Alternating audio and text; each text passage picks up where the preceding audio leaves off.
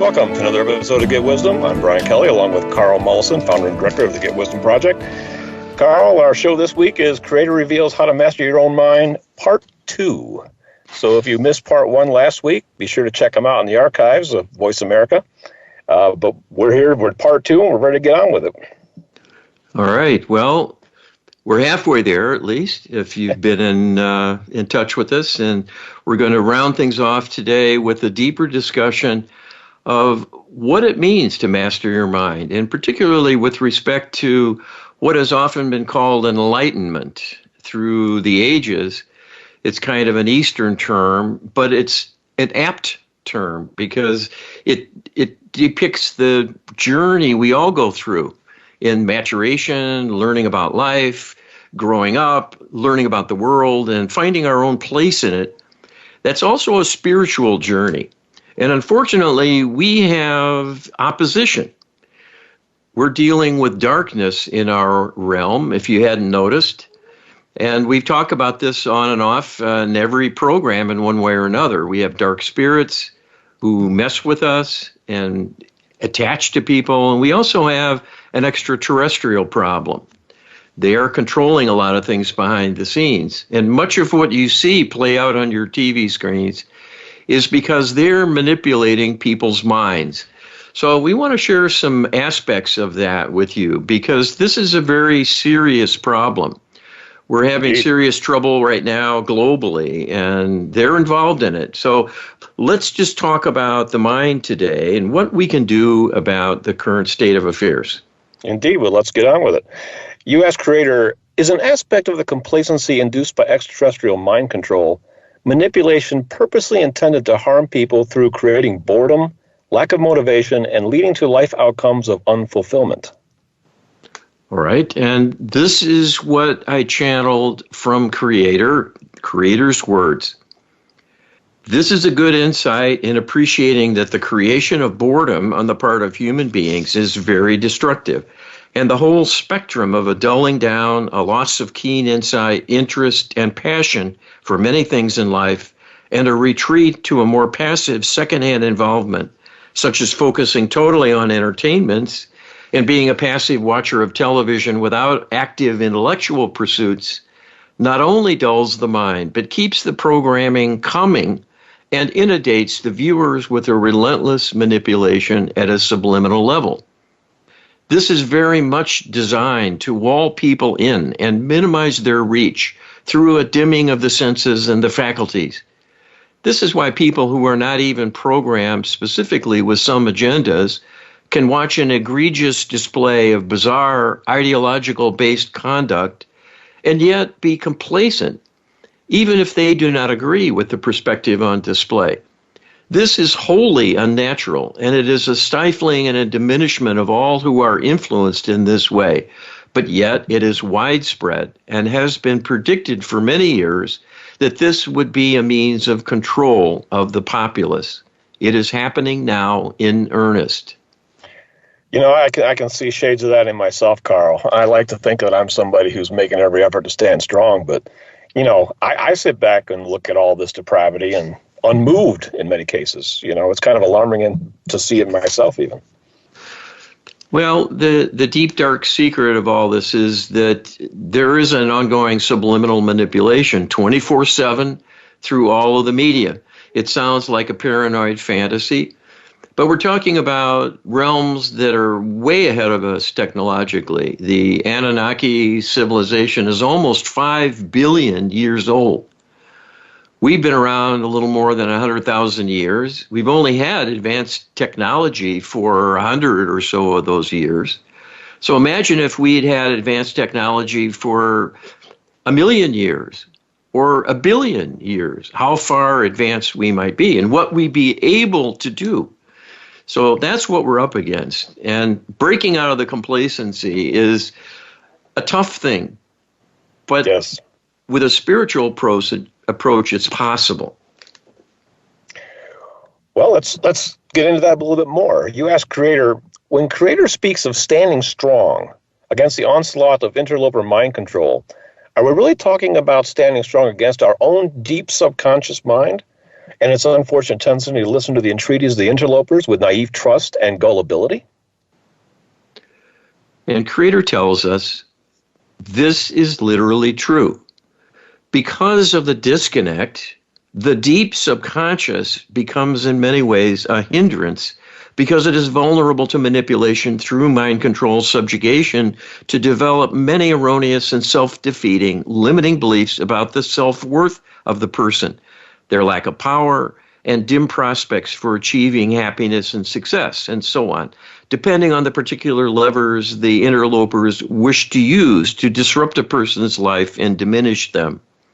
This is most unfortunate because when fully integrated, the divine human has much greater capability because the benefits of each level of the mind, which are profound, even taken in isolation, work together in a synergistic fashion when fully integrated, so that the whole is much greater than the sum of its parts. And even with a restriction, being in physical mode and the denser nature of the energy of Earth plane, humans are a much greater force to reckon with than presently the case because of the alteration dividing the mind into separate layers.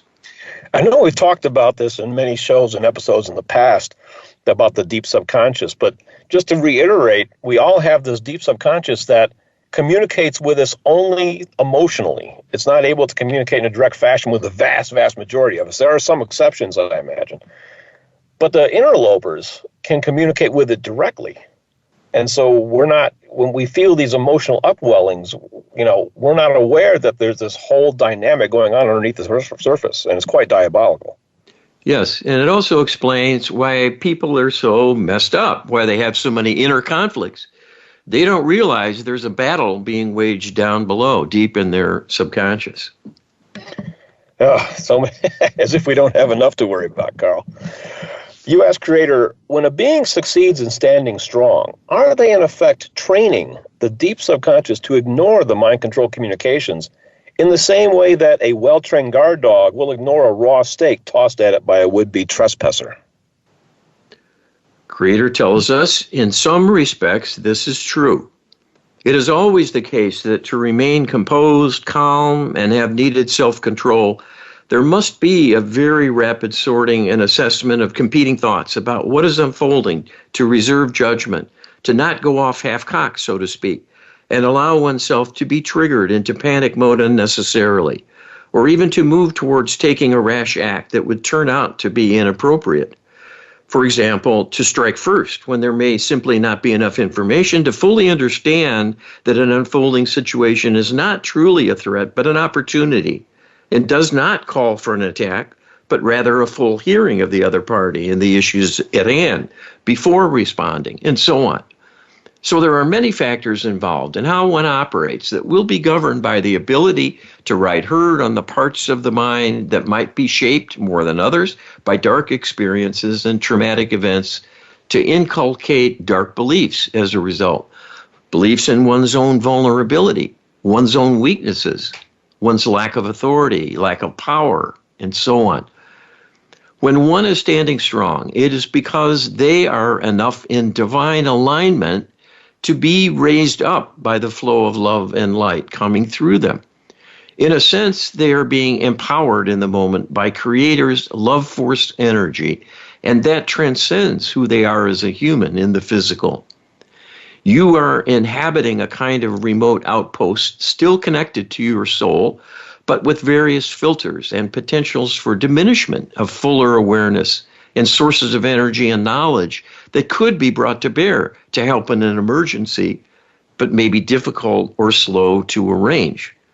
So it is more likely to be overwhelmed in the moment by negativity, and that will govern the outcome in a particular circumstance, causing someone to weaken and become vulnerable, and then perhaps be overpowered by an interloper to gain the upper hand and carry out a campaign of manipulation to suppress and subjugate them. At a minimum, such attacks become a major distraction at some point and can sideline an individual dramatically and render their life truly ineffective because they will be struggling to survive the onslaught and keep going, even in a humble and meager fashion. but will not return to a former state of strength and resilience easily without outside help through healing. When you are in alignment with Creator's flow of love, you can become invulnerable and impervious to attack. That is why we emphasize over and over again the importance of partnering with Creator to line up with love. It is not a faint hope. It is not a weak position as often characterized in calling a man who is compassionate and cares about the wounds of others or the plight of the downtrodden as being a sissy. The opposite is the case. Those who value love, live through love, give love, and rely on love are the giants. And the loveless are the ones who lose and are often closer to death's door than they realize. That is the end result of depravity and the fate of the loveless being. Yeah, I'm fascinated by this whole topic of standing strong. It's one of the things I've spent a lot of time thinking about, Carl. And it's interesting, the last thing that he said about the downtrodden as being a sissy. I don't see that in the ability of standing strong and yet having love for even your attacker. I do a martial art, Aikido, and the founder, Moribe Ueshiba, had a whole philosophy that you should not harm the attacker. You should simply redirect the energy and neutralize the attacker without harming the attacker. And so that's the reason I chose this particular martial art that I do. So this idea of being a sissy is foreign to me and my understanding of being in divine alignment. Well, and you would be right. And that's the message very clearly that comes through. This isn't about lowering yourself, humbling yourself, making yourself a lowly supplicant. A lot of the disinformation in formalized religion is designed to do that, to diminish people, to tell them they're born in sin and they're flawed and unworthy to begin with. And then they've got to climb this mountain to get back in God's graces. We are all loved. There will be a reckoning for our wrongdoing. There always is. That's through the law of karma. And that's an automatic function of the universe. It's not a judgment moment by moment done by Creator. So we control our destiny in large measure. Absolutely. You asked Creator, can Creator talk about the experience of insight? And sight is in quotes because I think there's an insight in insight. When the executive consciousness sees the light, why is it being called seeing the light to begin with? All right, and Creator tells us, here you are getting at the question of divine truth, and how close to divine truth might the thoughts and feelings and opinions of an individual entity be in the moment. Seeing the light is truly seeing divine wisdom, as represented by the source of light itself, the Creator of all that is. In a physical as well as metaphysical sense, light in a state of completion is white light because it contains all the frequencies, all types of knowledge, meaning, and influence encompassed in one expression of totality. As a physical human being, you are a portion only, and a small portion at that, of your soul's totality. Correspondingly, your ability to perceive the vastness of existence is quite restricted, as well as your ability to think and reason. So seeing the light is a metaphorical description of perceiving divine wisdom of some kind, meaning you are seeing the divine truth about something. So having insight about an issue means quite literally being in sight of divine truth about the issue. Depending on the particular state of affairs, it will always represent gaining ground. Because even if the discussion is a prosaic one about human level awareness and understanding, being at least at the height in state of awareness compared to your fellow humans is better than to be in a state of ignorance altogether. Humans as a group are in a state of evolution to gain greater and greater awareness about the contrasts of ignorance and divine awareness. You are in a realm where ignorance abounds, unawareness abounds, evil abounds, all of which is the consequence of a disconnection from divine truth and an alignment with love in its fullest expression. So you naturally have a biased perspective to begin with because your reference point is, in a sense, being in a kind of vacuum because you are disconnected. So you must learn and grow to form a reconnection as much as you can with divine truth, bit by bit, and perceive within the value and the advantage of following the divine path. As you do so, you will resonate more and more with the divine love force flowing through the universe, and particularly through living things. That is not only what animates you, it is what reflects your soul makeup and your soul purpose as well, because it is a divine creation with a divine intention inherent in its being. So your soul makeup, your soul path, and the soul journey you are on in the moment are all the pursuit of love expression in many manifest ways. This is the difference between seeing the light and being the light. There is just so much here in this channeling. I particularly like the line you just shared. So you must learn and grow to form a reconnection as much as you can with divine truth, bit by bit. You know, a lot of people, myself included, get very impatient in wanting to reconnect and see more and think more and be wiser. But we have to be patient and just, go at it. Yes, and this is a tough lesson for many. Yeah.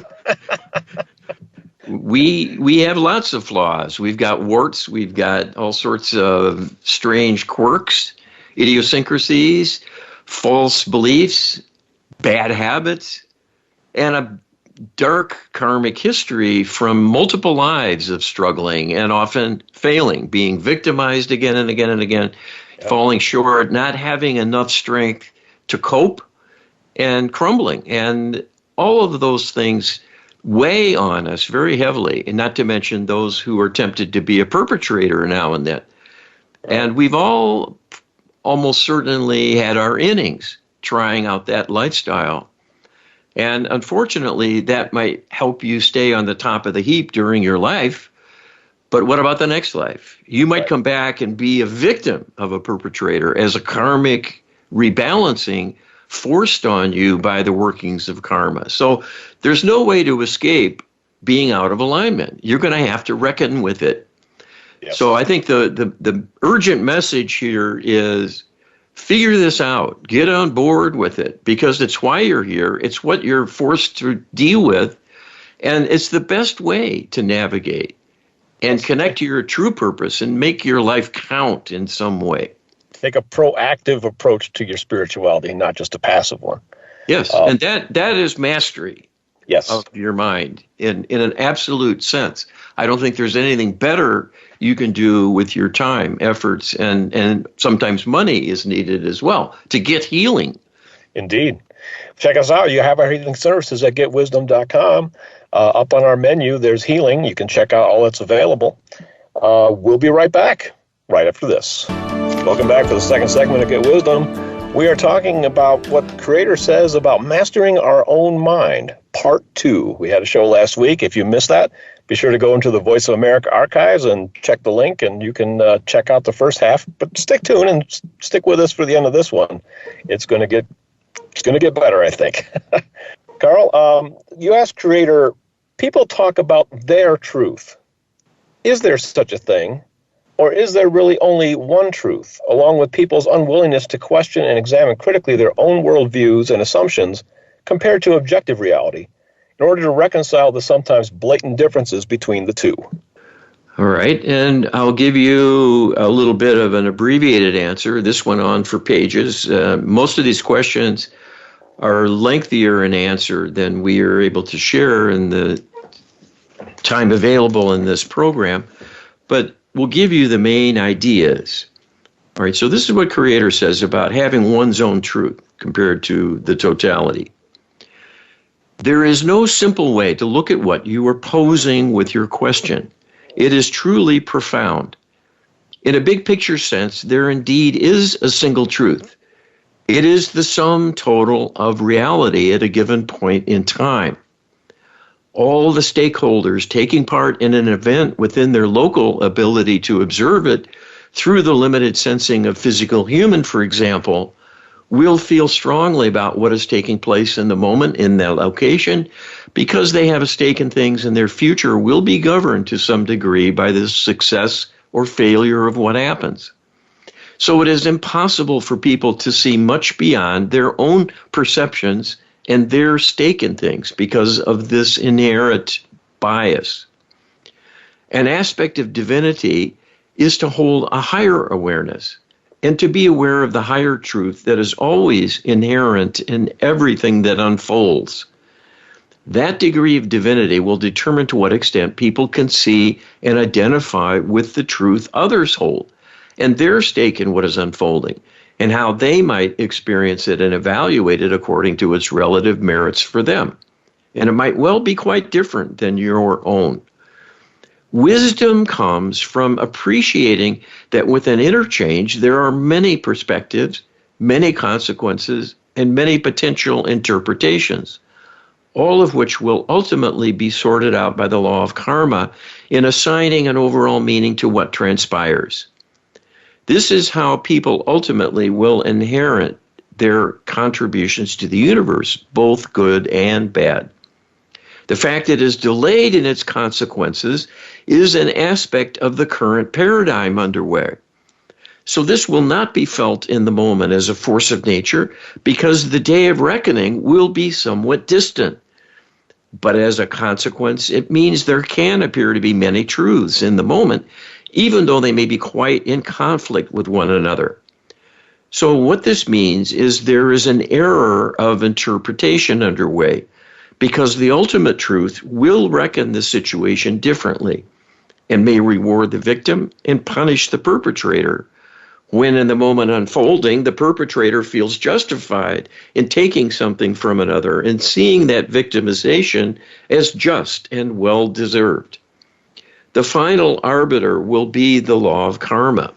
So within the current paradigm of free will and free agency, where good deeds may not be rewarded and bad deeds go unpunished for considerable spans of time, the wisdom to see what is truly beneficial and in alignment and what is folly will be the saving grace enabling human progress.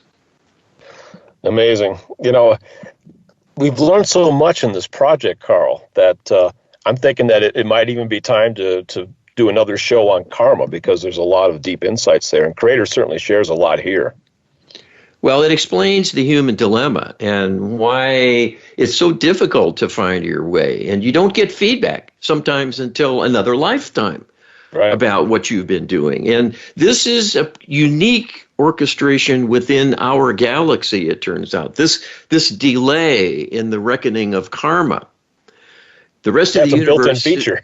Yes, it's a built-in feature, but it has many pitfalls. And that means you can really go out very far on a limb and fall off.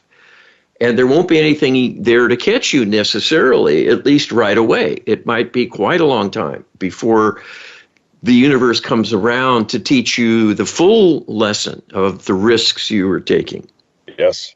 But it has an upside in that it's giving us a bit of latitude to experiment, where if the leash was a lot shorter, that wouldn't be possible. Absolutely. So this is an exercise in freedom with still harsh consequences. We can't get away with anything over the long term.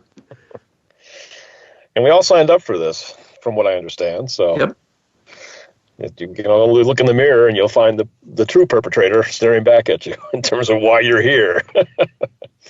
You ask Creator, why are truly revelatory insights such a rare event for most people? Is hitting rock bottom a form of revelation, a form of insight?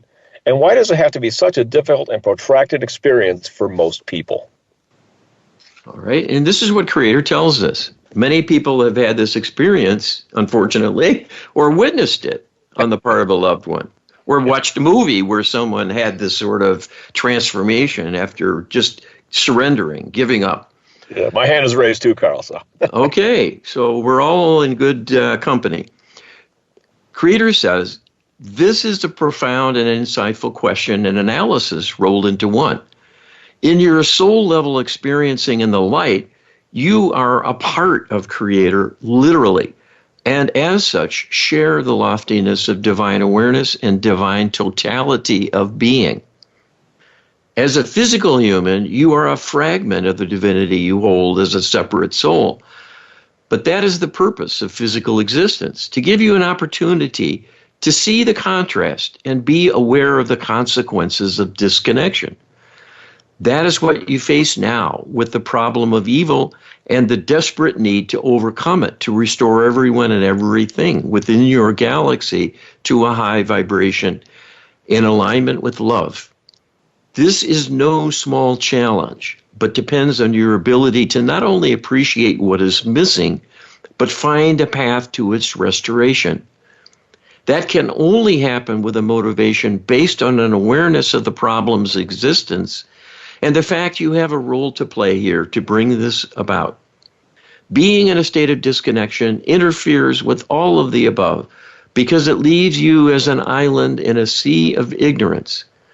When you cannot see over the horizon, you do not know the possibilities and cannot even envision taking action in a way that will transport you to another realm, another way of being, and many greater opportunities than you have available in your very restricted current environment.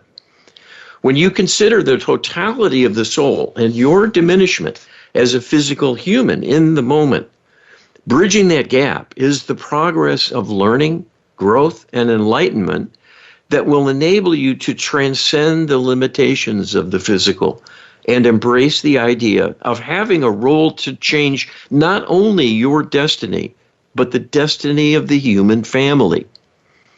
When you can envision having compassion for those who torment you and keep you suppressed, and partner with the divine to bring love to them and healing, so they can regain a closer interrelationship with their own soul, it will be much easier for you to do the same.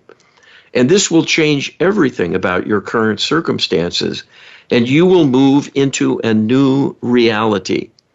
That is your destiny inherent in the plan for divine human. Whether you will achieve that will depend on your ability to act and also to awaken others and persuade them to act. When you are living in a vast wasteland, experiencing a taste of divine love will seem revelatory in the moment because of its great contrast with your typical day-to-day experiencing. These experiences, even though rare, create an opportunity for inspiration to remind you there is something more. The fact it is rare to have a revelation of this kind is simply a reflection of how subjugated and helpless people have become in being suppressed and subjugated for many thousands of years and lacking wherewithal when in a state of ignorance. Do not have the energy and initiative to even do enough exploring to stumble on the divine in action and see that as a role model they might follow and gain something in the bargain. For most, life is a dead end. Those who have a revelation are the lucky, who still are in enough divine alignment that an offering can be made to them, usually by the divine realm itself, with that intention to raise them up a bit and reward them in responding to feel good about what is being experienced and encouraged to go further. This is what we term having a handshake with the divine. In a sense, it is a raising up that can last and become a new plateau, a new platform to reach even higher, to keep going and reaching out for more. And this can result in a quite successful journey of enlightenment. When people reach rock bottom, the least degree of betterment will seem like a revelation to them.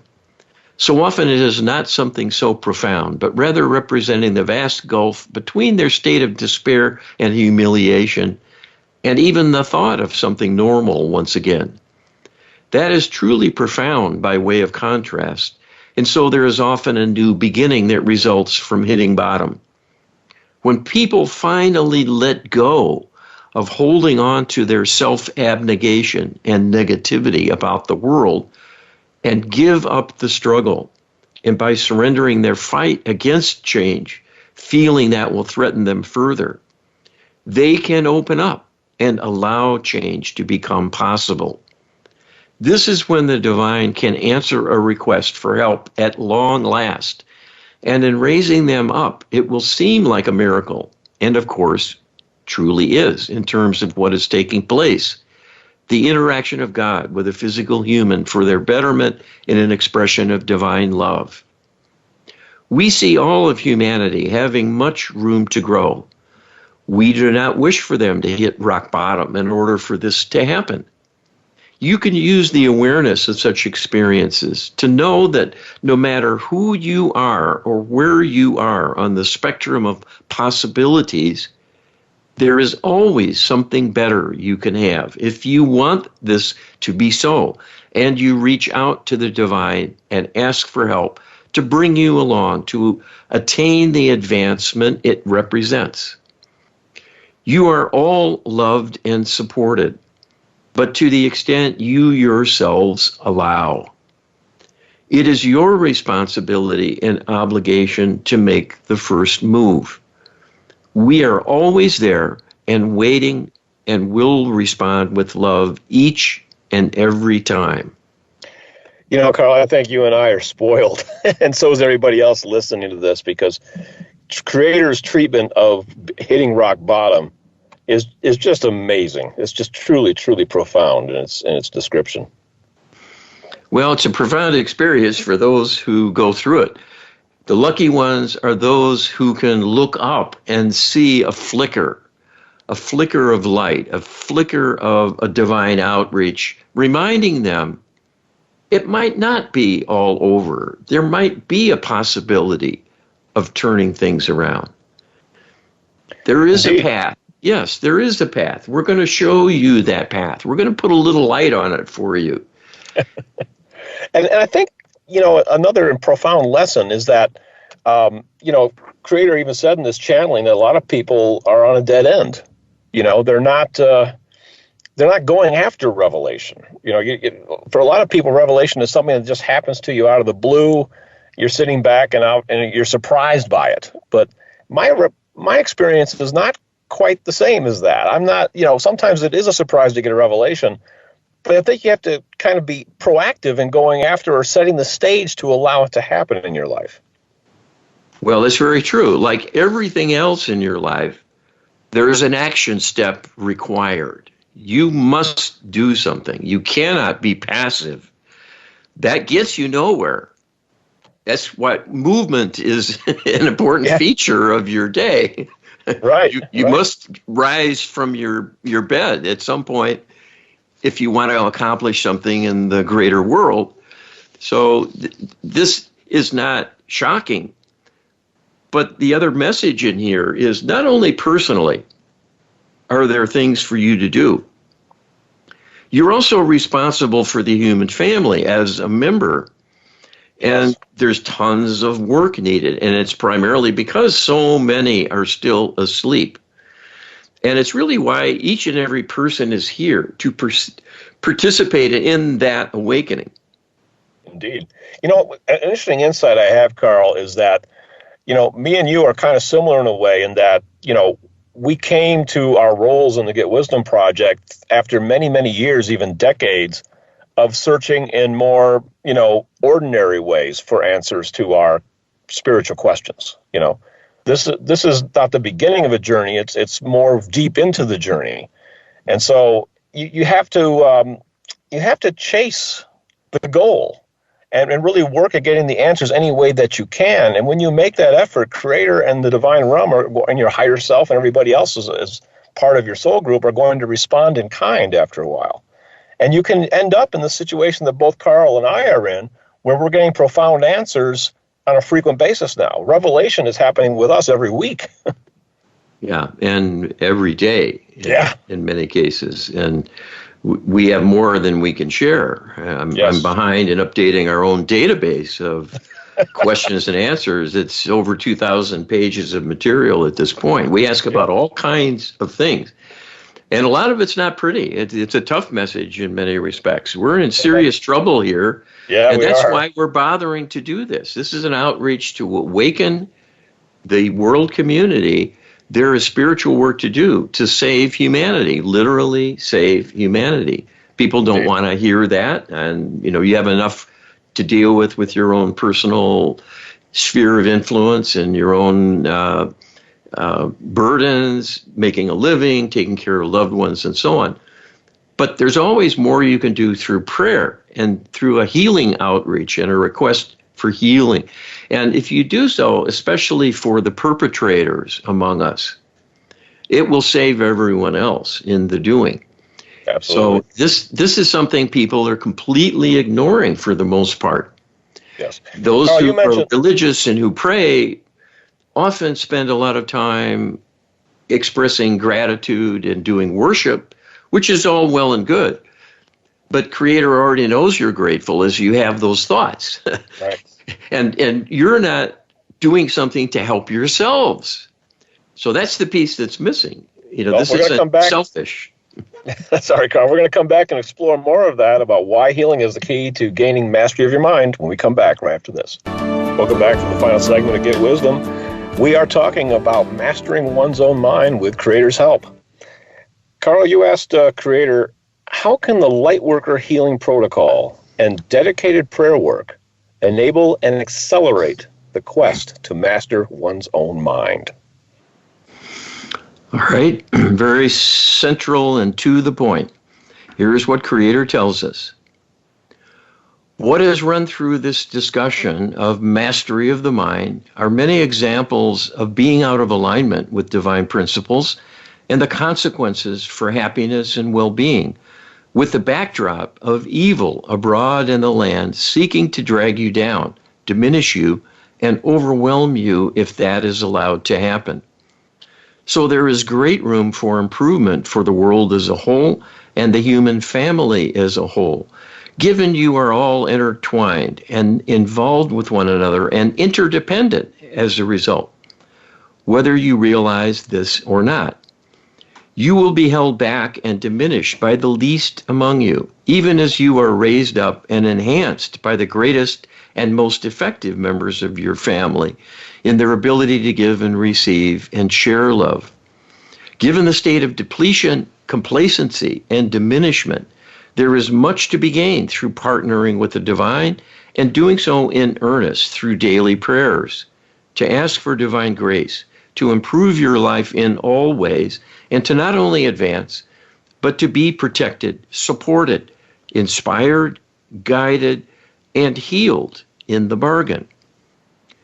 There is a tremendous backlog of healing need to right the wrongs of all the parallel lives you have been involved with, and through experiencing so much adversity, given it will be similar with respect to diminishment and the challenges to success, that there will be many, many woundings and their influence through the looping of time to drag you down and be roadblocks in reaching out for help. Roadblocks to success in what you are experiencing as the current life. So there is no time to waste with this, and doing so in a way to maximize the potential to heal as much and as quickly as possible, that which represents an obstacle to your advancement. Every act of yours that diminished another must be rebalanced and repaid to the universe in some way by you yourself, through your energy. Every action you took to diminish yourself through your thoughts, your self-hatred, your diminishment through developing negative beliefs of being unworthy, undeserving, incapable, untalented, hopeless, helpless, unloved, and on, are a wound to the self and a wound to the soul at your own hands, and essentially make you a perpetrator just as much as you would harm another or even kill them. If you belittle yourself and diminish yourself and ruin your future, You might as well be dead with regard to the benefits of the lifetime involved. And in some respects, it would have been better to simply kill yourself, return to the light, and restart than continue wounding and wounding and wounding and wounding and undermining many futures and many future lifetimes through the damage you have done to your own being. So these are no small errors, no small events that have consequences and require restitution and a restoration of balance to put back the love that was denied, the love that was diminished. There is no time to lose. The highest and best way to do this is to use the Lightworker Healing Protocol, to apply it to yourself as well as others. That is inherent in the protocol and all of its wording and its intentions. So you have the dual benefit of undoing self-harm as well as harm to others in your environment and any role you might have played in being the victim of a perpetrator whose healing will free them and raise them up. In this way, you make many comprehensive parallel benefits happen for many, many other individuals. And this includes many dark spirits and other entities who have harmed you through the ages. So the use of the Lightworker Healing Protocol is not only the best and most comprehensive tool for healing, it is the best tool for attaining enlightenment, because achieving enlightenment is an exercise in healing. By definition, it is a lack of being in the light, being in alignment. And that has happened through wounding, through trauma to diminish you, to lower your vibration, to take you out of alignment with love and light in some way or another. Healing puts that back. It restores the missing love and provides a restitution for the diminishment and all the damage that results, and accomplishes the enlightenment everyone professes to be seeking, but without realizing it is a divine exercise and a lack of divinity in the experiencing that constitutes the problem. The act of healing is the mechanism for enlightenment to happen. It is that simple and that profound. This is the path all need to be on if they wish to heal an advanced state of being through enlightenment, if they wish to reach an advanced state of being through enlightenment and enjoy the glorious and tremendous future that awaits you in other dimensions, with the ascension of humanity that has been long envisioned and long expected, but cannot happen until all in the human family are ready. And that, in turn, will not take place until the perpetrators have been healed. Until they are healed and free you from their grip, you cannot become sufficiently enlightened to transcend the physical. That is the challenge before you. You were created to solve the problem of evil. You must start with the evildoers, the origins, the originators of evil, the dark spirits, and then the physical extraterrestrials who subvert and control your world. Only then will you be free enough from their dark influence to fully participate in your own healing to a sufficient degree to gain the rewards through ascension. It is Creator's plan, but success or failure is in your hands to make happen. If you partner with us, we will do our part, but we cannot do it without humans asking for our help and partnering with us all along the way. I think this is a good time to point out that we're talking about the Lightworker Healing Protocol. You can get more information about the Lightworker Healing Protocol by downloading our ebook that describes it in great detail at getwisdom.com/LHP.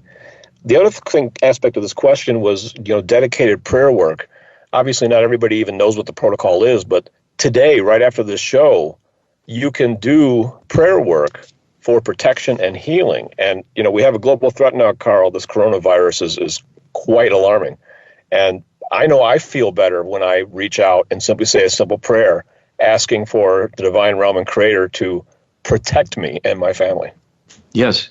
Well, everyone should be doing that. We may do a show next week about this because there's really no time to lose to give everyone a heads up. This isn't something for the CDC to reckon with. This is something for God to reckon with. And that can only happen when you speak up and request it, just like everything else. We've been hearing that all day today. Yep. You must ask. You must partner with us. You must take action. Indeed. Carl, you asked Creator, you have told us the deep subconscious can communicate easily with the higher self. If this is so, does this imply that we can go on and give specific instructions to the deep subconscious of a person about trusting and communicating with their own higher self to request help and guidance on an ongoing basis to help improve their lives and improve their well-being so the deep subconscious is not left on its own, unable to cope with all the sources of stress it encounters? Or is that impractical or unlikely to be carried out? All right, and Creator tells us this is a brilliant deduction and will be rewarded in kind because it is the key to righting the wrong that has plagued humanity for many thousands of years now, that each new human being is born into a defective body because the deep subconscious is disconnected from the conscious level. Even though it can communicate with the higher self, it is quite feeble in its thinking and reasoning and will not know the opportunity is simply sitting there to do an outreach and request assistance. This you can provide as a channeler by talking to the deep subconscious of anyone you wish to help and present a series of principles, guidelines, and instructions for how to reach out in a divine way to receive divine guidance. This will be a tremendous blessing and can result in very solid gains and true breakthroughs in helping people take back the reins and run their lives in a more efficient and productive fashion. Most of the inertia and the inner confusion and the liabilities of the deep subconscious creating negative emotions and chronic stress that so hamper people in their productivity can be surmounted simply by giving this new empowerment to the deep subconscious. So this can take care of one or of the major defects people suffer with from the outset coming into life, the disconnection from the higher self. The inability to transmit knowledge and information directly from the deep subconscious to the conscious level will remain. But the help available to the deep subconscious from higher self can go a long way to restoring equilibrium in many respects, especially because the parallel life traumas loom so large as a source of negativity, dragging down the person's emotional life and getting in their way subliminally. Once someone develops proficiency in communicating with their higher self, the overall stress will lessen and the burden on the mind overall will be more than cut in half. The fact the deep subconscious comprises the majority of the mind, 70% in fact, means that taming its greatest source of conflict will pay many dividends for overall well-being of the individual. I love the way the Creator just drops in these little Easter eggs, as we called it in the programming community, little hints of wisdom. That 70% of our mind is the deep subconscious. I mean, I didn't know that before. That's really fascinating. Well, it is. You know, people have this sort of truism they've learned from science that we only use, 5% of our mind and so on. And in actuality, that's not far from the truth, because the lion's share of our mind is outside conscious awareness totally. Yes. It is doing really things, but we're unaware of it. Yeah, and this is really good news, this whole channeling. This is part of the insight that you've gotten just recently about how we can, you can use you could use subconscious channeling and maybe in the future, like we're in protocol to enhance the communication of the higher self with the deep subconscious. Well, this is a lifeline to the divine, and we will attempt to strengthen even the instructions and requests we have in the LHB right now for this kind of communication to be healed. So we're on the march here, and we're learning as we go and adding new bells and whistles and profound truths in this healing endeavor. And as Creator pointed out, If you want an enlightenment, heal yourself. That's the path. And that's the path for all of us, and it's the path for humanity as well. And the urgency has just gotten quite a few notches higher, so we have a lot of work to do, Carl. Yep, but Creator is there for us if we take advantage, and we're doing that. So come back and listen some more. And if you have questions, feel free to contact us. There's a email address, contact@getwisdom.com. Be sure to send the questions our way, and we'll look into them if it seems like those questions have broad appeal. Carl, I think we're just about out of time here. Check us out at getwisdom.com. Download our prayer book. We talked about urgent prayer as well at getwisdom.com/prayer. And we'll be back next week with another show for you. Thanks, Carl.